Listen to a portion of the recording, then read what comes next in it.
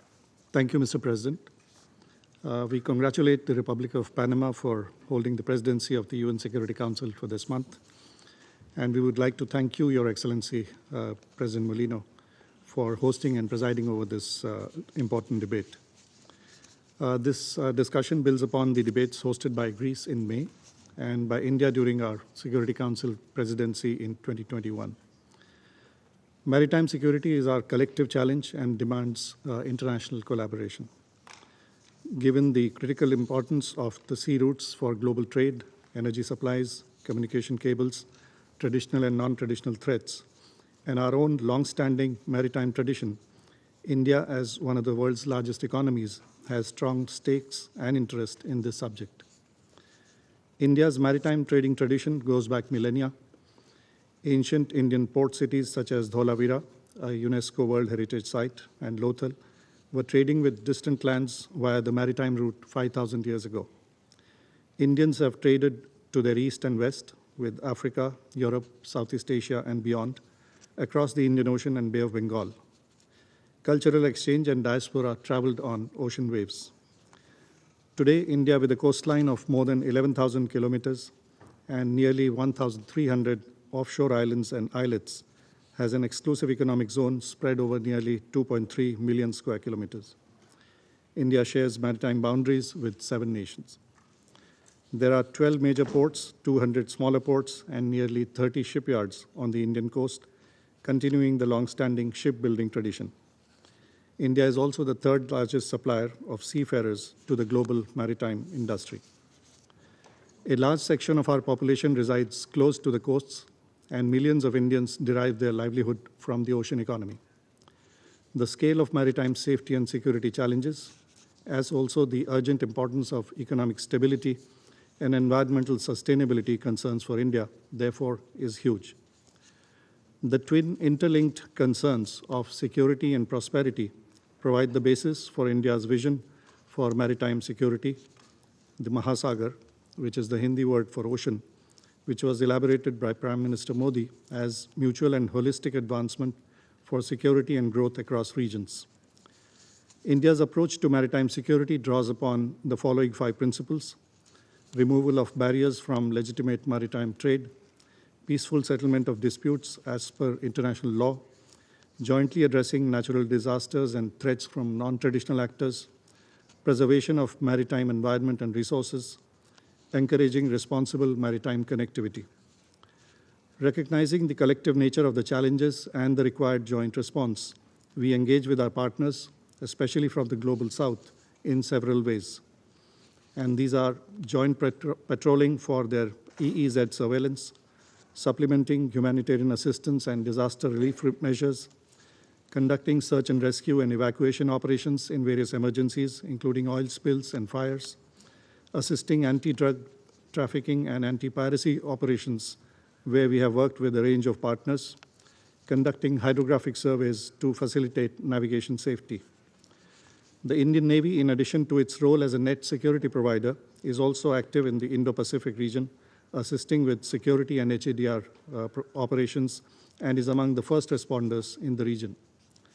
India is a founding member of the Indian Ocean Rim Association, IORA, and the Indian Ocean Naval Symposium, IONS, and is an observer at the Indian Ocean Commission.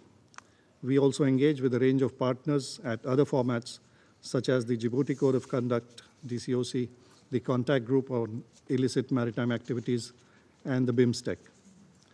Operational coordination is achieved through joint exercises and coordinated patrols, Africa-India Key Maritime Engagement, ASEAN-India Maritime Exercises, the exercise Milan, hosted by India, IONS Chiefs Conclave, and the exercise Malabar. India and the European Union have conducted joint naval activities in the Gulf of Guinea to reinforce maritime security. In a unique initiative, an Indian naval ship recently served as an Indian Ocean ship, Sagar, which sailed with nearly 50 crew from 9 partner countries from the Indian Ocean region, undertaking joint maritime security activities. India's Information Fusion Center for the Indian Ocean region focuses on enhancing maritime domain awareness and coordination through information sharing and cooperation with partners. It has been included as a voluntary reporting center in the best management practices by the IMO. IFC-IOR hosts liaison officers from 14 partner nations. An AI-powered digital platform called the eSamudra will be launched later this year for real-time monitoring and smarter decision-making to enable more efficient and transparent maritime governance. Last month, India launched Samudra Prashet, its indigenously built pollution control vehicle, highlighting our commitment to maritime environmental protection and sustainable practices. India's ongoing work on a deep ocean mission will contribute to understanding of deep sea ecosystems, contributing to sustainable fisheries and biodiversity conservation. India remains committed to promote a free, open, and rules-based maritime order in accordance with the principles of UNCLOS. Genuine international cooperation is needed to meet the collective challenges to maritime security and prosperity. As a responsible maritime power, India stands ready to continue to contribute to these joint efforts. Thank you, Mr. President.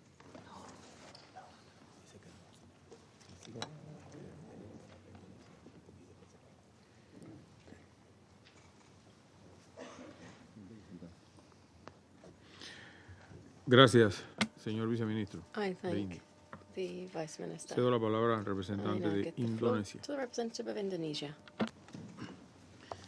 Thank you, Mr. President. Indonesia commends the Republic of Panama for convening this important debate and warmly welcomes His Excellency President Jose Raul Mulino. We also thank the briefers for their valuable insights. Since time immemorial, the oceans have been humanity's lifeline, connecting nations, powering economies, and sustaining livelihood. Yet today, the maritime domain is increasingly under siege, with threats ranging from transnational crimes to environmental degradation and heightened geostrategic rivalries. Business as usual is no longer an option. It is in this context that Indonesia wishes to underscore 3 key calls to action. First, recommit to the rule of law as our anchor. International law, especially the UN Convention on the Law of the Sea, is the foundation of order and peaceful conduct of all parties at sea. It is our collective safeguard against disorder that could pose threats to international peace and security. We call upon all Council members to reaffirm their pledge to uphold UNCLOS. This means resolutely rejecting all unilateral actions that undermine its authority, not just in principle, but in practice. Second, cultivate the spirit of cooperation at sea.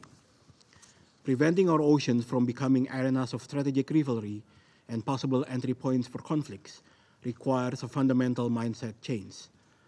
The sea must serve as bridges for dialogue, not front lines for power projection. Regional frameworks such as the ASEAN Outlook on Indo-Pacific offer a clear path towards preventive diplomacy to ensure that our oceans serve as zones of peace and collaboration, not confrontation. By promoting areas of cooperation, fostering coordination, delivering collective responses to transboundary challenges, and reinforcing international law. We therefore urge all member states, particularly members of the Council, to champion this change of mindset by fully aligning maritime engagement with the principles of mutual trust, transparency, and self-restraint. Third, strengthen inclusive maritime governance. Maritime security is not just about deterring threats. It is about building resilience based upon building trust. Technology and innovation are a critical enabler of resilience, trust building, and mutual progress. Partnership in such areas as satellite-based surveillance to artificial intelligence can enhance monitoring, improve early warning, facilitate joint efforts in addressing transnational organized crimes, and support sustainable ocean management. This in turn serves as a powerful tool to prevent conflicts. We thus encourage greater international cooperation to promote innovation in ways that empower all nations, particularly developing countries, to build better their resilience in addressing emerging challenges. Mr. President, Indonesia stands ready to navigate forward with all partners toward ensuring peaceful, sustainable, just, and resilient oceans for humanity. Thank you. Muchas gracias a la delegación de Indonesia. Thank you very much to the Damos la palabra delegation of a la Indonesia, and we now give the floor to the representative of Egypt. شكرا سيد الرئيس. بداية Thank you, Mr. President. At the outset, I would like to congratulate you on Panama's accession to the presidency of the Council this month. لمسألة الأمن البحري في قناة بنما فإننا ندرك أيضا أن مسألة الأمن Aware of البحري the importance هي of this شاغل matter for عالمي Panama, عبر particularly القارات for the والمناطق Panama الجغرافية. Canal.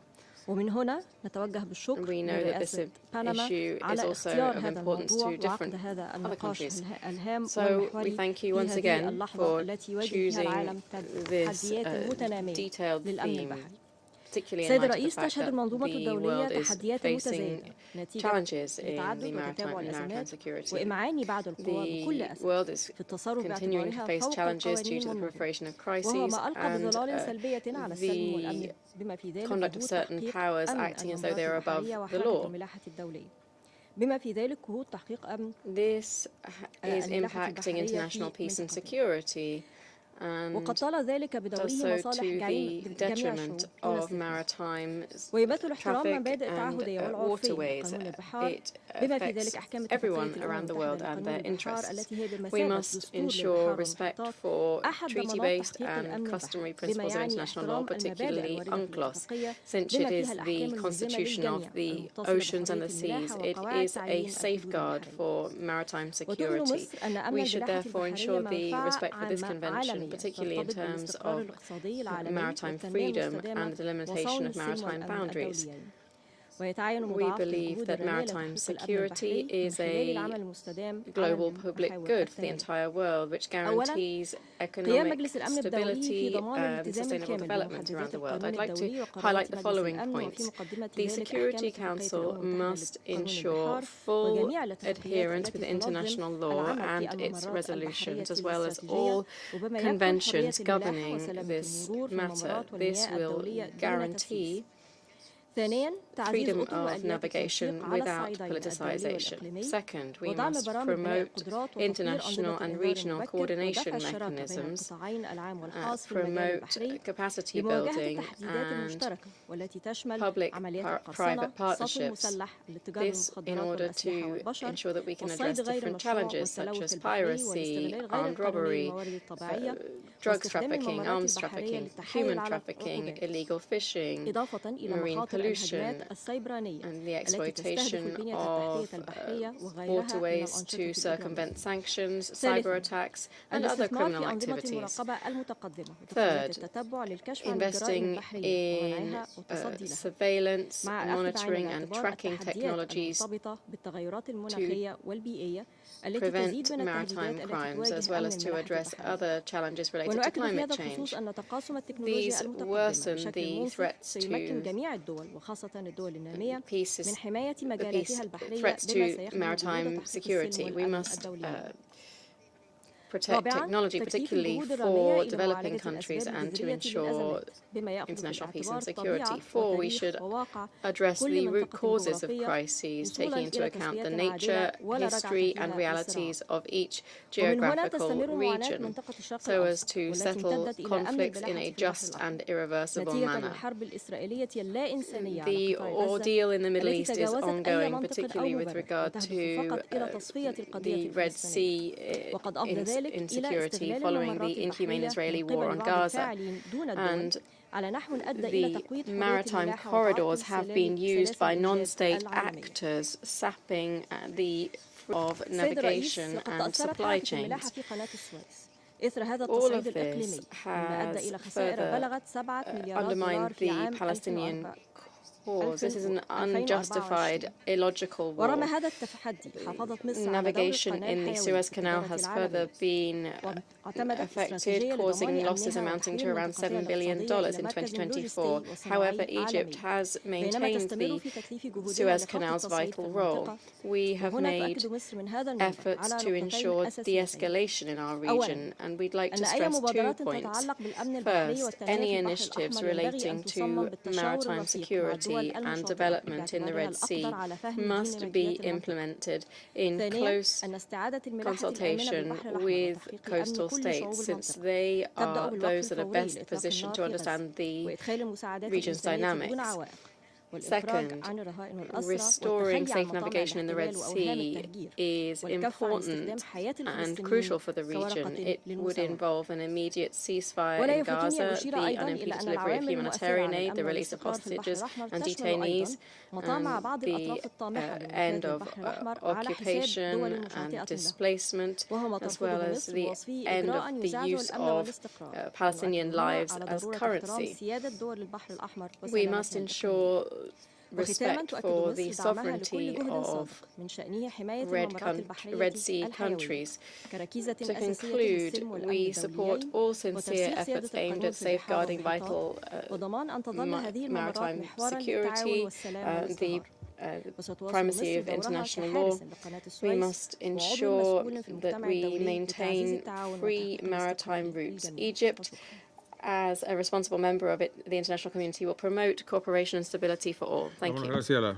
I thank the representative of Egypt, and I now give the floor to the representative of the Philippines. Thank you, Mr. President. The Philippines congratulate Panama for assuming the presidency of the Council. We're honored by your presence, and thanks our briefers for their insights. As an archipelagic state and a maritime nation, the Philippines considers maritime security as a top national policy priority. We understand maritime security as a cross-cutting concern and an integral element of the UN peace and security architecture. We hope that this open debate, like the one led by Greece in May, will pave the way not only for enhancing international cooperation on maritime security, but also to re-examining efforts to address security risk with high impact on people. Our concept of maritime security has always underscored the nexus between maritime security and marine environment protection, encompassing not only transnational crimes, constructive management of situation at sea, upholding international law, particularly UNCLOS, but also IUU fishing, marine pollution, biodiversity loss, climate change, and other emerging and developing threats. At home, we strengthen national frameworks and cooperation. In our region, we partner with other states to combat transnational crimes in the maritime domain, including through a trilateral arrangement with neighbors. We close criminal corridors, fight piracy, build capacities, share intelligence, and counter terrorist travel. We take part in the Regional Cooperation Agreement on combating piracy and armed robbery against ships in Asia, and are honored that the Philippines has been re-elected as chairperson of its Information Sharing Center Governing Council. Through joint exercises and cooperation, we reinforce capacity and response, including in maritime domain awareness, and contribute to regional stability. As the world's leading supplier of seafarers, we champion human rights at sea in cooperation with all stakeholders. Seafarers must be aware of their right to refuse to sail in dangerous areas. We ensure protection of our seafarers' welfare and assist them in distress. But security at sea cannot be separated from the health of the sea. Environmental challenges fuel instability. Geopolitical tensions exacerbate environmental harm, including in implementing legal frameworks for sustainable use and conservation. Rule of law remains the firm foundation to address these challenges. The UNCLOS is the constitution of the oceans. The BBNJ agreement is essential for the ocean, vital in protecting and managing resources in areas beyond national jurisdiction that border us in the South China Sea and in the Pacific. We recognize the synergies between UNCLOS and multilateral environmental agreements on issues within the ocean, climate, biodiversity nexus. We welcome the advisory opinion of both the ITLOS and the ICJ on climate change. Mr. President, maritime security concerns are most deeply felt by the Philippines in the West Philippine Sea and in the South China Sea. We recognize the significance of the South China Sea in international trade, similar to the Panama Canal, which is vital to global maritime commerce. We aspire for the South China Sea to be a sea of peace, security, stability, and prosperity. This is of fundamental interest to the international community. Regrettably, incidents that infringe on our rights and entitlements continue to occur in the South China Sea. We take part in the negotiations on a code of conduct in the South China Sea. We will not waver in advocating for adherence to international law, particularly the UN Charter, as amplified by the 1982 Manila Declaration on the Peaceful Settlement of International Disputes, and by the UNCLOS, as clarified by the final and binding 2016 South China Sea Arbitration Award. We will continue to pursue effective diplomacy, leverage alliances, partnerships, and multilateralism, and build up domestic capabilities in securing our maritime domain. Maritime security is our shared responsibility and must be addressed comprehensively across the United Nations system for peace, for stability, and for generations to come. Thank you, Mr. President. Muchas gracias. Thank you to the distinguished representative of the Philippines, and I give the floor to the representative of Croatia. Thank you, Mr. President. Let me begin by congratulating you on your presidency and thanking you for convening this timely debate. I thank the distinguished briefers for their presentations. Croatia aligns itself with a statement to be delivered by the European Union on behalf of its member states. In my national capacity, I would like to emphasize several key priorities. Maritime security is not merely a regional issue, it is a global imperative. While solutions are best pursued regionally, the threats we face transcend borders. As transnational crime escalates and environmental risks intensify, regional actors must be empowered to respond swiftly and collectively through interoperable protocols, joint training, and intelligence sharing platforms. To prevent illicit use of maritime routes, including piracy, we must strengthen cooperation among coastal states, port authorities, and naval forces. Legal frameworks must be enhanced. Real-time communication networks, including vulnerable undersea cables, pose significant risks to security, financial systems, and global connectivity. Targeted surveillance of trafficking corridors is essential to disrupt the logistics of illegal trade. Reinforcing the ISPS code is critical for robust and harmonized port safety. We must also embrace innovation. Satellite monitoring can trace vessel movements with precision. Artificial intelligence can detect patterns and anticipate threats before they materialize. Unmanned surface vessels and community-based early warning systems can transform maritime security into a proactive and predictive domain. Yet, this is not enough. Greater compliance with maritime law is needed. Strengthening the role of the IMO and linking adherence to international frameworks with trade privileges and development support will improve accountability. We must invest in proactive engagement, technical assistance, and capacity building. Real-time risk assessments, multinational rapid response units, and standardized contingency protocols can enhance crisis preparedness. Operational coordination and the exchange of best practices are key to more effective cooperation. Mr. President, securing our oceans also means protecting them. Sustainable ocean governments should balance the promotion of the blue economy with the preservation of fragile marine ecosystems. Ocean-dependent nations require climate-resilient infrastructure and fair access to maritime resources. The recent United Nations Conference on the Ocean has laid strong this. As a Mediterranean coastal state, Croatia is deeply concerned by the deterioration of the global maritime order.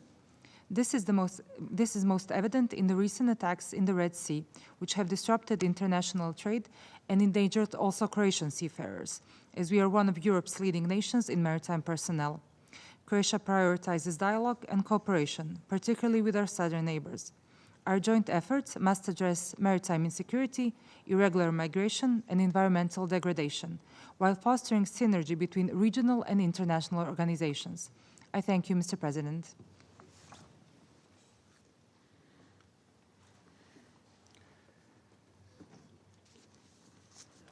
Thanks, Madam Representative of Croatia. I give the floor to Representative of Austria. Mr. President Mulino, Excellencies, dear colleagues, Austria sincerely thanks Panama for convening this timely high-level debate and congratulates you on assuming the presidency of the Security Council. We align ourselves with the statement to be delivered by the European Union. Though landlocked, Austria is keenly aware that maritime security is a global concern. Disruptions at sea can reverberate across continents. threatening food and energy security, supply chains, and environmental sustainability. The impacts of illicit maritime crime know no borders. Allow me therefore to highlight 3 points. First, we reaffirm the centrality of international law, particularly the United Nations Convention on the Law of the Sea, UNCLOS, as the cornerstone of maritime governance. The erosion of international norms through the evasion of sanctions, illicit trafficking, or unlawful exploitation of marine resources undermines collective security. A rules-based maritime order is our first line of defense against transnational criminal networks. Second, we stress the need to enhance international cooperation in combating illicit maritime activities. Organized crime at sea, including the smuggling of arms, narcotics, and people, is increasingly sophisticated and transnational in nature. Austria supports efforts by the United Nations and regional organizations to improve monitoring, information sharing, and enforcement capacities. We commend the important role of UNODC and Interpol and encourage closer coordination across relevant UN bodies. Maritime insecurity is often rooted in vulnerabilities on land, weak governance, corruption, conflict, and poverty. Addressing maritime crime requires comprehensive and preventive strategies. This includes building institutions, strengthening legal frameworks, and enhancing regional cooperation mechanisms. We welcome innovative approaches, including the responsible use of new technologies, such as satellite monitoring and AI, to detect and disrupt criminal activity.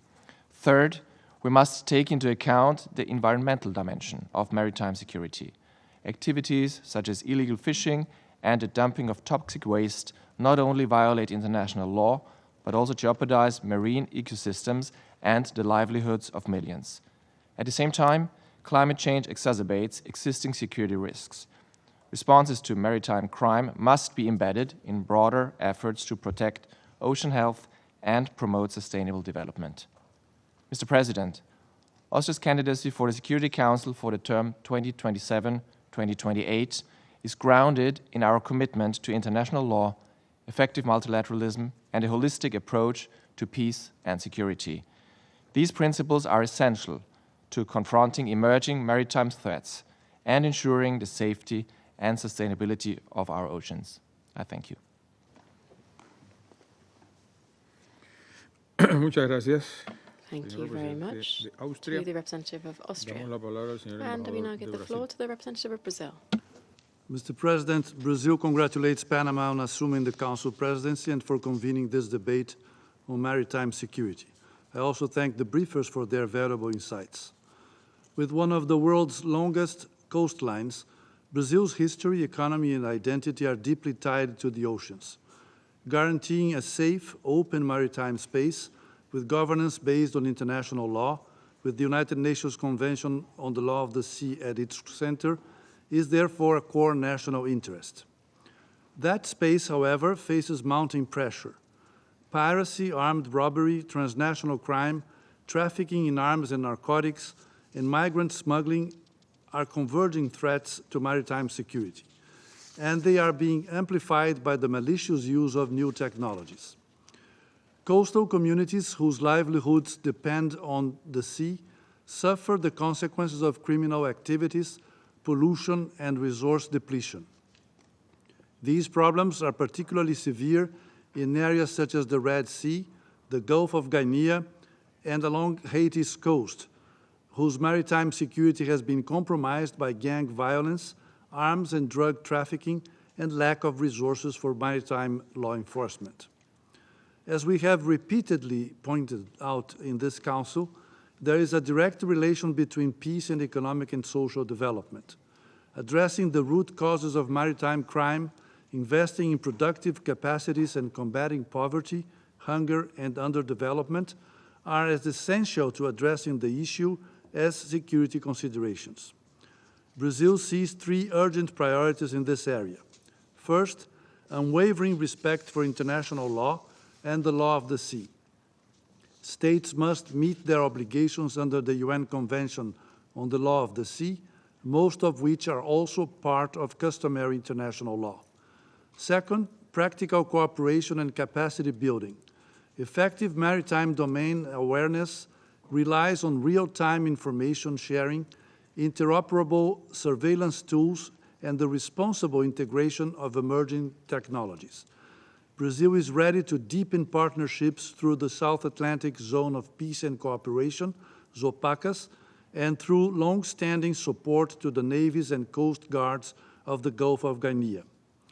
Brazil believes that the principles and values enshrined under ZOPACAS, which establishes the South Atlantic as a zone of peace, free of weapons of mass destruction, and preserved from foreign geopolitical disputes, send a relevant message to today's world.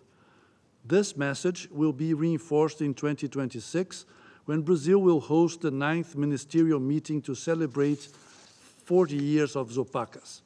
We call on all countries, particularly in this Council, to comply with the relevant provisions of the ZOPACAS General Assembly resolutions, thus contributing to the peace, security, and development of the South Atlantic and globally. Third, we need a comprehensive approach that links security to sustainable maritime practices, protecting critical undersea and port infrastructure, strengthening port resilience, enhancing the digital skills, and countering cyber threats are mutually reinforcing steps. Mr. President, oceans governed by law and cooperation are essential for international peace and security and prosperity. Brazil therefore urges all member states to renew their commitments to the law of the sea and the cooperative ethos it embodies. Thank you. Muchas gracias, señor embajador. I thank the Ambassador of Brazil. Informo que aún quedan varias intervenciones en la There are lista still a de number esta of sesión. speakers remaining on my list for this Por la meeting. anuencia de los miembros del I Consejo, intend, with the concurrence of members of the suspenderé Council, la to misma suspend this hasta meeting las 15 horas. until 3 p.m. Se suspende la sesión. The meeting is suspended.